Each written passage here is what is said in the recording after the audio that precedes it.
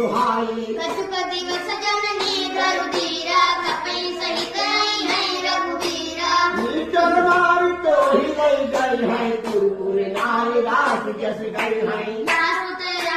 यासुत कपि सब तुम्हें समाना जातु धान अति भट बलवाना। मोरे हृदय परम संदेहा कौतुक कीन निज देहा। कनक भूधरा तार शरीरा समर भयंकर अजल वीरा। सीता मन हरोज कर भयो पुर लगनो पवन सुत लयो। भवन सुकाज कठिन जग माही जो नहीं होई तात तुम पाही। कौन सुकाज कठिन जग माही जो नहीं होई तात तुम पाही। तुम माता शाखा मृग नहीं बल बुद्धि विशाल।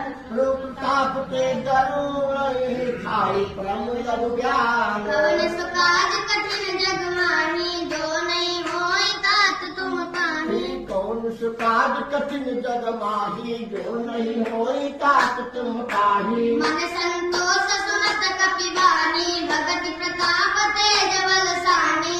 आसुस दीन राम प्रिय जाना हो तात बल शील निधाना। अजर अमर गुण निज सुत होऊं करऊं बहुत रघुनायक छोऊं। करौ कृपा प्रभु असुर निकाना नहीं भय प्रेम बदन हनुमाना। बार बार नास पद सीसा बोला बचन जोर कर कीसा। अब तेरे भयो मैं माता आशीष तब अमोघ भिक्षाता।